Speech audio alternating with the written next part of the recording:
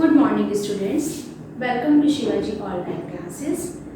This is your 10th class and subject is computer. Students, in previous classes we discussed branching statement.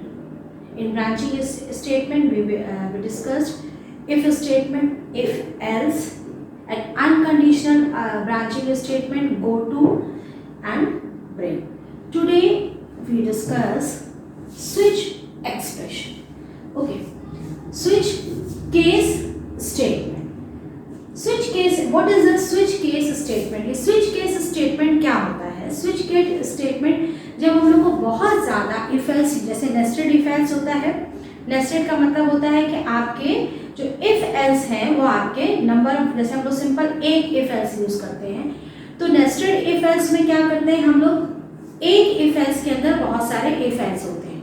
ठीक, तो इस चीज को avoid करने के लिए अगर हम ये चाहें तो हम लोग, जब आपका बहुत ज़्यादा इफ एल्स हो जाते हैं तो उससे बेटर हम लोगों को क्या होता है कि हम स्विच केस ऑप्शन यूज करते हैं. स्विच के केस ऑप्शन जो होता है इसमें आपके मल्टीपल एक्सप्रेशंस, मतलब एक आपकी कोई कंडीशन है उस पर बेस्ड आपके यहाँ पे बहुत सारे केसेस दिए रहते हैं, और अगर एक केस आपका, इनमें से कोई भी एक केस आपका एक बार में एग्जीक्यूट होता है. जैसे मैं आपको बताती हूँ, हम लोग कभी कोई फॉर्म भरते हैं, ठीक है, आप भी यहाँ पे जब फॉर्म भर रहे होंगे या आप कभी आधार कार्ड बनवाने गए हैं तो उसमें एक ऑप्शन पूछा जाता है ना, मेल और फीमेल.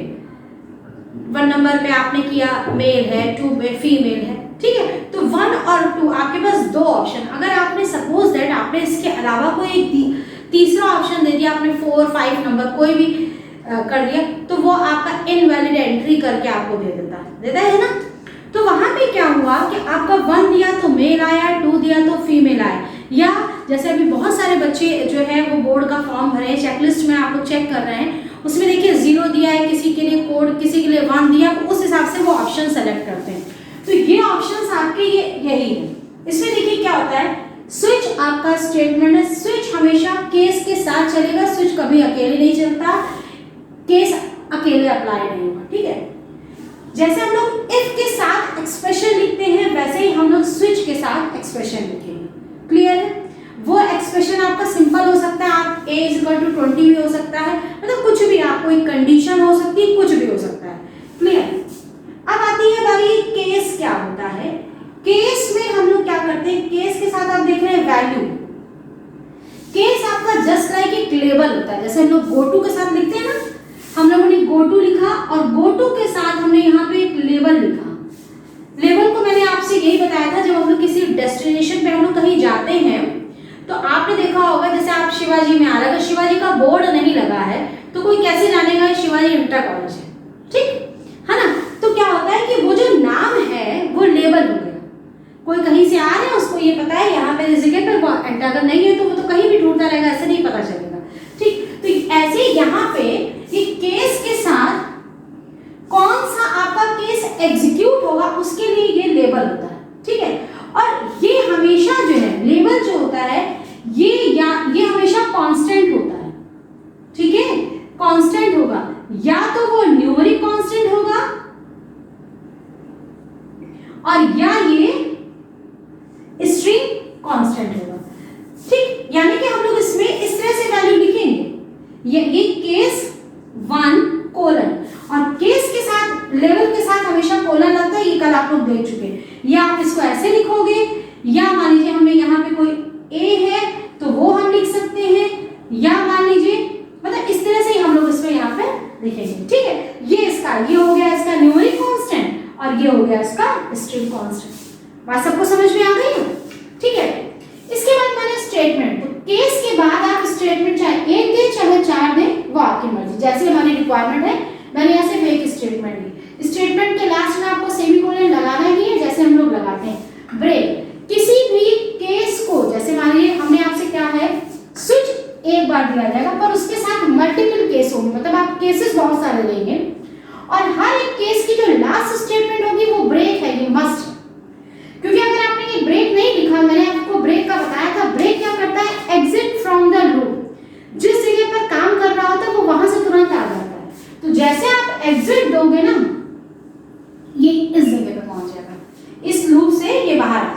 ये लूप है और इस लूप से वो बाहर आ जाएगा, मतलब जो जिस कंडीशन पर वो काम कर रहा है उससे बाहर आ जाएगा। अगर आपने इसको नहीं दिया है, सपोज मैंने इसको नहीं लिखा है, तो क्या करेगा, कंट्रोल ऊपर से आएगा, ठीक है, सपोज वैल्यू फर्स्ट वाली मैच कर रही है, ये करेगा और इस स्टेटमेंट पे ये भी एग्जीक्यूट हो जाएगी, ठीक है। एक सेकेंड में अभी जरा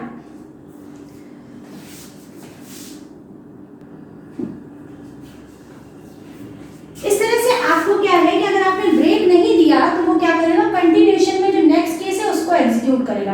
तो सीधी सी बात ये है कि हमको ब्रेक देना मस्ट है, पहली चीज। अब देखिए यहाँ पे ये इस तरह से दिया है, अगर आपका इसमें जो डिफॉल्ट है ये क्या है, एक आपका ये इंपॉर्टेंट था, ये इंपॉर्टेंट था, ब्रेक इंपॉर्टेंट हो गया, और इसमें अब चौथी चीज आई है कि आपका ये डिफॉल्ट क्या होता है। एक दो, ये दो केसेस मैंने दिए, आप इसमें और भी केसेस, इसमें आप 10, 12, 15 जितने भी केसेस ऐड कर सकते हैं। अगर मान लीजिए कोई भी केस नहीं मैच करता है तो डिफॉल्ट यूज होगा। डिफॉल्ट का काम होता है जब आपका कोई भी केस जो है वो मैच नहीं करेगा, स्विच में दिया गया कोई भी केस मैच नहीं कर रहा है तो वो अपने आप ही डिफॉल्ट में चला जाएगा, ठीक है। तो इस तरह से आपकी चार जो है इसमें देखिए, चार जो पॉइंट है या चार एलिमेंट है इसमें, स्विच, केस, ब्रेक, डिफॉल्ट, ये चारों चीजें आपकी इंपॉर्टेंट होनी चाहिए। अब मैं आपको इसको एक प्रोग्राम के थ्रू मैं बता दूं कि हम लोग तब इसको समझ में आएगा कि हमको कैसे करना है और किस तरह से ये एग्जीक्यूट होगा।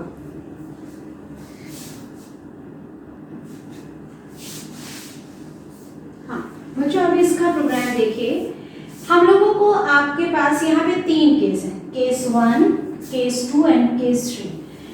आपको एक ऐसा प्रोग्राम मैंने यहाँ पे दे दिया है, सिंपल सा प्रोग्राम है। इसमें आपको क्या करना है, 1, 2, 3 नंबर में से जो भी नंबर आप एंटर करेंगे वो बस आपको एक मैसेज दे देगा, you enter 1, you enter 2, you enter 3, ठीक है। लेकिन अगर आपने इसके अलावा कोई मैसेज दिया, अगर कोई और आपने कुछ भी एंटर किया, चाहे वो नंबर या कुछ भी कैरेक्टर, तो वो आपको मैसेज देगा योर रॉन्ग एंट्री, क्लियर। तो अब आप देखिए, हैश इंक्लूड हमको पता है stdio.h स्कैनर फॉर प्रिंटफ के लिए होता है, गेट ch conio.h ये ser और गेट ch ये दो फंक्शंस के लिए हमने conio.h यूज किया। यहाँ से आपका प्रोग्राम स्टार्ट हुआ। इंटीजर x ये आपका वेरिएबल डिक्लेरेशन हो गया या डेटा डिक्लेरेशन हो गया। Clear screen. सबसे पहले आपके पास मैसेज आएगा enter any number. Enter any number के बाद कर्सर वहीं पे जाके रुका रहेगा। आपने क्या किया, एक नंबर एंटर किया, वो किस में स्टोर हुआ, x में स्टोर हुआ। अब वो वैल्यू जो x में सपोज आपने 2 दी है, ठीक है, सपोज आपने 2 दी है, यहाँ पे x की वैल्यू 2 हो गई। ये जो स्विच केस है, यहाँ पर जो वैल्यू मैच करेगी आपके 1, 2, 3, इन 3 केस में से जो मैच करेगी कंट्रोल अपने आप वहीं पे जंप करेगा। इसीलिए मैंने ब्रांचिंग कहा, ये मल्टीपल ब्रांचिंग स्टेटमेंट है। इफ एल्स आपकी बाई डायरेक्शनल है, ठीक है, और आपका जो स्विच केस है this is called the multiple branching. यानी कि इफ एल्स में तो सिर्फ एक ही ब्रांच दिख रही है, तो इफ या एल्स पर यहाँ पे क्या है, जितने केस है 1, 2, 3 और ब्रेक, ये ऑलरेडी ये भी एक केस है, तो आपके पास यहाँ पे 4 ऑप्शंस है ना। तो यानी कि एक स्विच है और आपके पास उसके 4 ब्रांचेस। क्लियर हो गए, मल्टीपल ब्रांचेस का मतलब क्या हुआ। अब क्या है, अगर आपने यहाँ पे सपोज मैं आपको यहाँ पे दिखा रही हूँ, स्क्रीन पे आपका इस तरह से आएगा enter any number, enter any number, cursor यहीं पे आके रुकेगा। सपोज आपने यहाँ पे 3 दिया, ठीक, जैसे ही आपने 3 करके एंटर दिया, देखिएगा इसमें से इस पे नहीं जाना क्योंकि ये केस 1 मैच नहीं कर रहा है, केस 2 मैच नहीं कर रहा है और केस 3 मैच कर गया।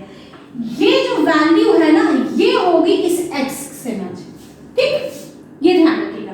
केस के बाद आपको एक स्पेस देना है क्योंकि ये केस एक अलग कीवर्ड है और ये आपका एक कांस्टेंट है, this is the numeric constant. Clear. अब आपका क्या होगा कि कंट्रोल जो है यहां से आपका जंप करेगा यहां और तुरंत मैसेज आ जाएगा यू एंटर 3। ये सही है क्योंकि मैंने तो 3 एंटर किया था, ठीक। सपोज दैट, और बस इसके बाद यहां आएगा यू एंटर 3 और ये ब्रेक। अगर आपने ये ब्रेक दिया है तो कंट्रोल इसके बाद क्या करेगा, इस जगह पे आ जाएगा, है ना। क्योंकि इसके बाद मैंने कहा था स्किप फ्रॉम द लूप, जिस भी लूप या जिस भी कंडीशन में बस उससे बाहर आ जाएगा, तो ये तुरंत यहाँ आ जाएगा आपका प्रोग्राम क्लोज। लेकिन मैंने अभी आपसे ये भी कहा था, अगर आपने किसी भी स्विच के साथ किसी भी केस के साथ अगर आपने ब्रेक नहीं लगाया है, सपोज मैं यहाँ पे ब्रेक भूल गई, अगर हमने ये ब्रेक नहीं लगाया है तो ब्रेक अगर आपने नहीं लगाया तो कभी एरर आपको नहीं देगा, लेकिन आपके प्रोग्राम में क्या एरर आएगी वो देखिए। प्रोग्राम में भी एरर नहीं आएगी, आपके आउटपुट में जैसा आउटपुट हम चाह रहे थे वो नहीं आएगा। वो क्या करेगा, आपको ये तो मैसेज दे देगा, ठीक है, उसके बाद कंट्रोल तो सीक्वेंस में जाएगा क्योंकि ब्रेक है नहीं तो वो यहाँ जंप नहीं करेगा। इस स्टेटमेंट के बाद वो डिफॉल्ट पे भी आ जाएगा, डिफॉल्ट पे भी आएगा, और डिफॉल्ट में लिखा है printf wrong entry, तो यहाँ पे आपका ये भी मैसेज आ जाएगा wrong entry, और अब ये यहाँ पे बाहर आ जाएगा प्रोग्राम से। बात समझ में आ गई है, ठीक है। वैसे ही अगर मान लीजिए यहाँ पे आपने 1 दिया है, 1 दे दिया है तो आपका पहला ही केस एग्जीक्यूट हो जाएगा, बाकी नहीं होंगे। ये ध्यान रखिएगा, स्विच केस में जब हमारे कोई केस मैच नहीं करते, सपोज मैंने यहाँ दिया होता 9, तो 9 में हमारा क्या था, कोई केस ही नहीं मैच करे, तो वो डिफॉल्ट में अपने आप आता और रॉन्ग एंट्री करके काम खत्म हो जाता। अगर आपने 1 दिया है तो 1 में क्या है, यू एंटर 1, आपका मैसेज आएगा, ब्रेक है तो ब्रेक से सीधे वो इस जगह पे आ जाएगा, काम खत्म, ठीक। लेकिन अगर आपने यहाँ ये ब्रेक नहीं लगाया होता तो वो क्या करता, एंटर योर, आपने यू एंटर 1, उसके बाद ये प्रोग्राम यहाँ पे भी जाता और केस 2 पे भी पहुंच जाता, और यहाँ पे तो क्योंकि केस के साथ कंडीशन थोड़ी ना, ये आएगा और यू एंटर 2, ये भी मैसेज देता और फिर उसको ब्रेक मिलता, तब ये बाहर जाता, ठीक है। तो ब्रेक की इंपॉर्टेंस का मतलब बहुत सीधा सा है कि ब्रेक का इंपॉर्टेंस का मतलब ये कि अब आपका काम हो चुका है, अब आप जाइए, ठीक है। ब्रेक का मतलब ये होता है कि हमारे यहाँ पे काम खत्म हो गया और डोंट वेस्ट योर टाइम, और अब आप जा सकते हैं, सिंपल सा मतलब ये होगा। तो इस तरह से बच्चों आज आप लोगों ने स्विच केस स्टेटमेंट के बारे में पढ़ा। स्विच केस में अगर आपका एग्जाम में आता है तो आपको उसका सिंटेक्स बनाना मस्ट है, और सिंटेक्स में जितने आपने कीवर्ड्स है, जैसे कीवर्ड में switch, case, label, default, break, इतने के बारे में आपको अलग अलग हेडिंग डाल के बताना बहुत जरूरी है। सिंटेक्स बिल्कुल सही होना चाहिए। उसके अलावा आपको ये जरूर लिखना है कि ये स्विच केस